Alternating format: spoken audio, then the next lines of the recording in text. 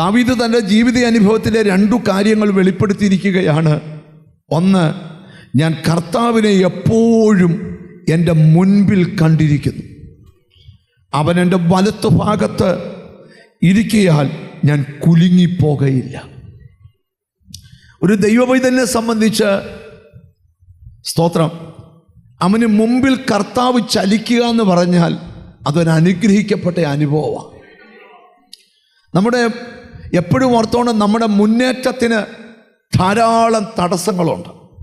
നല്ലൊരു ഭാവി ഉണ്ടാകണമെന്ന് ആഗ്രഹമില്ലാത്ത ആരെങ്കിലും ഉണ്ടോ? എല്ലാവർക്കും ആഗ്രഹമുണ്ടോ ഒരു നല്ല ഭാവി ഉണ്ടാകണോ?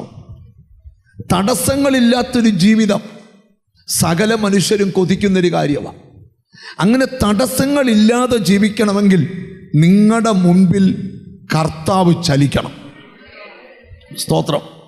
ഇവിടെ ദാവീദ് പറയുകയാണ്, ദൈവത്തിന് സ്തോത്രം, ഞാൻ കർത്താവിനെ എപ്പോഴും എൻ്റെ മുമ്പിൽ കണ്ടിരിക്കുക.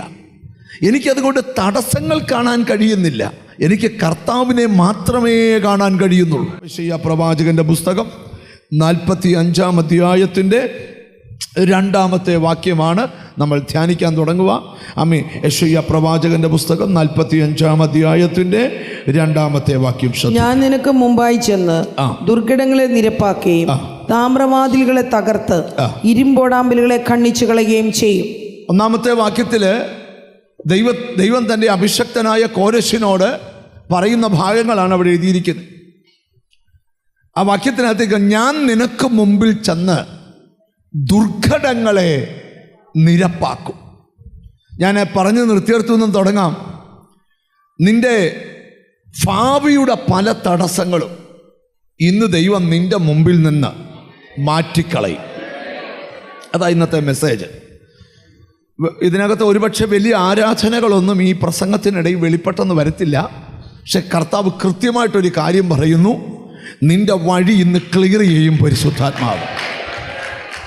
നിന്നെ എത്തിക്കേണ്ടിടത്ത് എത്തിക്കുവാൻ, ഇരുത്തേണ്ടിടത്ത് ഇരുത്താൻ, മാനിക്കേണ്ട പോലെ മാനിക്കാൻ പരിശുദ്ധാത്മാവ് പദ്ധതി ഇട്ടിട്ടുണ്ട്. അതിനെ തടുത്തു നിർത്തുന്നത് ഏതു വലിയ ശക്തികളാണെങ്കിലും ഇന്ന് ആ റൂട്ട് ദൈവം നിനക്ക് മുമ്പിൽ പോയി അത് ക്ലിയർ ചെയ്യാൻ പോവാ. നാളെ നിങ്ങൾ ചിലപ്പോൾ ജോലി സ്ഥലത്ത് ചെല്ലുമ്പം, അല്ലെ നാളെ രാവിലെ എഴുന്നേറ്റ് പ്രഭാത പ്രാർത്ഥന കഴിയുമ്പം നിങ്ങൾക്ക് ഇന്നലെ വരെ ഫീൽ ചെയ്ത തടസ്സം നിങ്ങൾക്ക് മുമ്പോട്ട് പോകാൻ കാണത്തില്ല.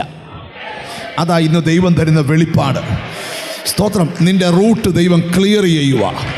കുറേ നാളുകൾ കൊണ്ട് നിന്നെ വിഷമിപ്പിച്ച, സങ്കടപ്പെടുത്തിച്ച, ദുഃഖിപ്പിച്ച ആ മേഖല ഇന്ന് ദൈവം ക്ലിയർ ചെയ്തിട്ട് ദൈവം നിനക്ക് മുമ്പിൽ ചലിക്കാൻ പോവുക.